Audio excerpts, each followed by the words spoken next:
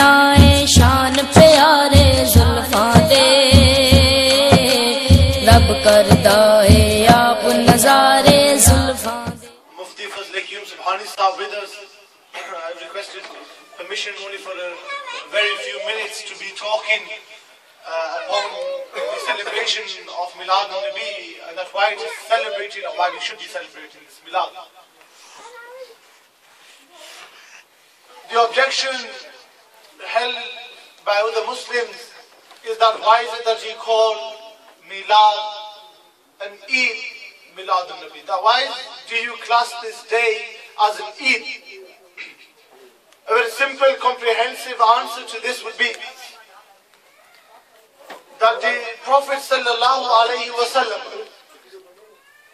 in Sahih Bukhari Sharif, the Prophet sallallahu alaihi wasallam said to the people that, oh people, make Friday a day of Eid for you, because this is the day of the birth of the father of father Sayyidina Adam alayhi salatu wassalam. If the birth of Sayyidina Adam alayhi salatu wassalam holds such great value that every Friday becomes Eid, then why is it that once a year, in the month of Rabiul Awwal, on the 12th of Rabiul Awwal, is it that we cannot class it as a day of Eid? If you look into the tafsir, we look towards the great philosophers, towards the great scholars and ulama of Islam. They have all written that the earth has been created solely for the basis of Nabi Mustafa sallallahu alaihi wasallam. Because I have already mentioned earlier, the Almighty Allah subhanahu wa ta'ala had enough. He doesn't need to be worshipped. He had enough angels to worship him. Then he created the jinns to worship him. Then he created humans to worship him. What was the point of creating human? The Almighty Allah subhanahu wa ta'ala says that human is the best of creation, Afdalul Bashar. If human is the best of creation, and then we go and say that again, insan, from the word nisyan, forgetful, that man is also forgetful, da'if, he is created weak. None of you here can lift both legs up and not fall. And the reason for that is because we are weak. Humans are set limits, jinns are set limits, angels are set limits. This is the creation of Almighty Allah subhanahu wa ta'ala. That He has created man weak, He has created man forgetful. Then why is it that He says that this is the best of creation? Because Almighty Allah subhanahu wa ta'ala wanted to transform the nur of the Prophet sallallahu alayhi wa sallam into the best of form. So He creates the best of creation, which is the human, which is insan. And then out of that, the best of insan He has created none other than Nabi Mustafa sallallahu alayhi wa sallam. So now we have got to prove the point that the whole earth has been created for the Prophet sallallahu alayhi wa sallam alone. Then why is it that if the birth of Sayyidina Adam alayhi salatu wasalam, human was created for Nabi Mustafa sallallahu alayhi wa sallam, if his birth is a Eid 52 times a year, then why is it that once a year we cannot have Eid Milad Nabi? Nara Takbir, Allahu Akbar, Nara Risalah, Ya Rasulullah, Nara Haidari, Ya Ali, Jashn Eid Milad Nabi, Zindabad, Ulama-e Ahle Sunnah, Zindabad. This is the degree, this is the template, this is the maqam of Nabi Mustafa sallallahu alayhi wa sallam. That the earth has been created for him. Then they ask the question, why do you light your houses? Why do you put these lights? If you go into the seerah, if you go into the history and the life of the Prophet sallallahu alayhi wa sallam, and you were to look at the birth of the Prophet sallallahu alayhi wa sallam, Sayyidah Amina radiallahu ta'ala anha, who was able to see the palaces of Syria with light upon light upon light. This nur, this is light, is nur. If this is the light that was shown at that time, this is the light that was shown at the birth of the Prophet sallallahu alayhi wa sallam, We cannot create nur. We cannot create light. The only light we can create is this on the ceiling, them on the walls, and these behind me. So if these are the best of lights we can form, then the best of creation, Aka sallallahu alayhi wa sallam, then why is it that not on his birth, every year shall we not light our houses? Shall we not light our places? This is the reason why we light and decorate our places. Then people say that these gatherings, they are haram, they are bid'ah. If milad, if celebration of the Prophet sallallahu alaihi wasallam was bid'ah, let me just clarify first. There are two types of bid'ah. There's bid'ah hasan, which is good, and there's a bid'ah which is a bad innovation.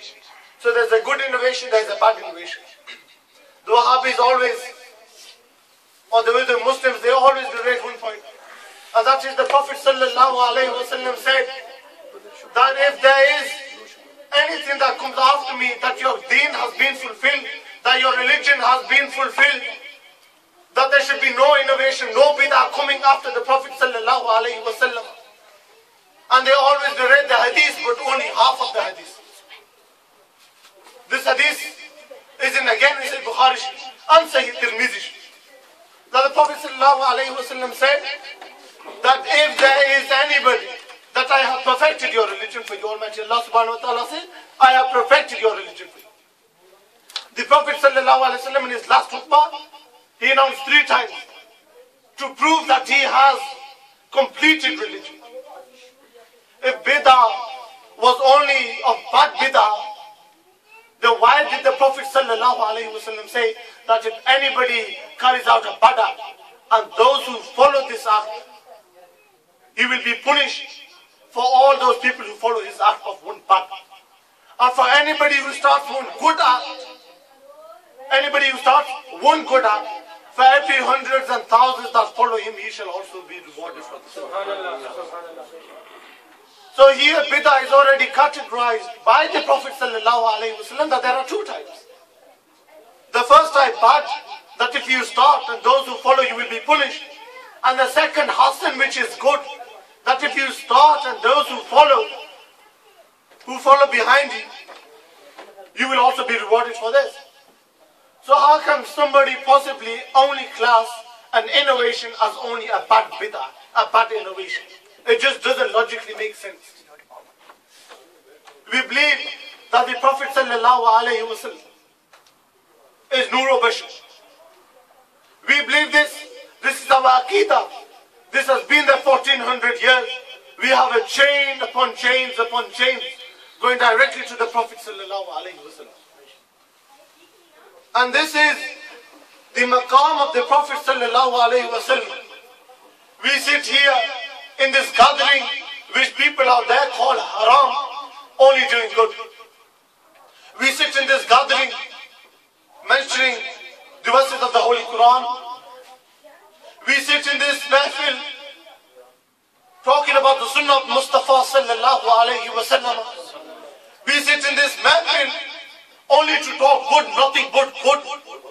We sit in this mahfil to gain blessings and mercy of Almighty Allah subhanahu wa ta'ala, because we believe in every gathering, in every good gathering, Almighty Allah subhanahu wa ta'ala sends his angels down to see who is there. And even if anybody is forced to sit in that gathering, the angels say, Ya Allah, this is the gathering, there are so many people here, there is so and so, so and so, so and so, but Ya Allah, there are 2 people, or Ya Allah, there is 1 person. He's been forced to sit in that gathering. He doesn't want to sit in that gathering. Almighty Allah subhanahu wa ta'ala gives a reply to the angels, and he says to the angels, then let it be him also included in this reward. Subhanallah. This is the mercy of Almighty Allah subhanahu wa ta'ala. This is again another point which you could use. The Almighty Allah subhanahu wa ta'ala has said that the angels come back to Almighty Allah subhanahu wa ta'ala. These are the hadith. So Almighty Allah subhanahu wa ta'ala has given mercy upon mercy upon mercy to the ummah of Muhammad Mustafa sallallahu alaihi wasallam. the ummah of Sayyidina Musa alayhi salatu wasalam, if you are to look into the ummah, if you are to look into their sharia, if their clothes got dirty, if filth was to touch their clothes, they were to chop it off and remove it. If they had sinned, they were told to kill themselves. This is the ummah of Sayyidina Musa alayhi salatu wasalam. And then look at the ummah of Sayyidina Muhammad Mustafa sallallahu alayhi wa sallam. The Almighty Allah subhanahu wa ta'ala has showered all His mercy upon the ummah of sallallahu alayhi wa sallam. That He, Almighty Allah subhanahu wa ta'ala,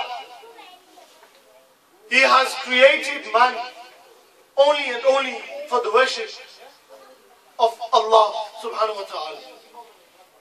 We come point and point again, refutable, those who have always argued with us, and those who will continue to argue with us. The Prophet sallallahu alayhi wa sallam always taught us to follow him, his sunnah, the Quran, that you may not be misguided, that you do not lose the path of Islam, that you do not go wrong anywhere. If you look in the books written by Hazrat Abdul Haq the Helvi, he says, my whole life may be devoted in your honor. May my faith, my heart's desire.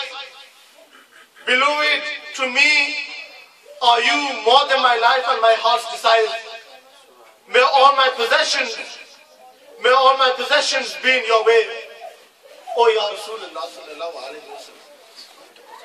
Allah subhanahu wa ta'ala says in the Quran, Surah number 93, verse number 5, and O beloved Prophet, certainly your Lord will soon give you so much that you shall be well pleased.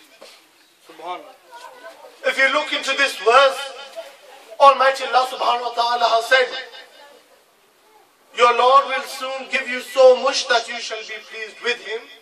That means when the Prophet sallallahu alayhi wa sallam ascended back to Almighty Allah subhanahu wa ta'ala, he had already been given everything that he was fulfilled with Almighty Allah subhanahu wa ta'ala. Again, in a hadith PUDSEY, a very famous expression in which Almighty Allah subhanahu wa ta'ala says, O Muhammad sallallahu alayhi wa sallam, the whole of my creation seeks to please me, whereas I wish to please you. Subhanallah. Allah subhanahu wa ta'ala says in the Holy Quran, وَرَفَعْنَا لَكَ ذِكْرَكَ, and indeed we have raised your remembrance, O sallallahu alayhi wa sallam.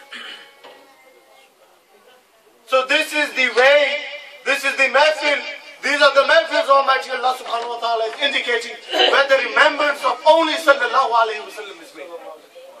This is the mercy of Almighty Allah subhanahu wa ta'ala. I don't want to drag along any further, inshallah.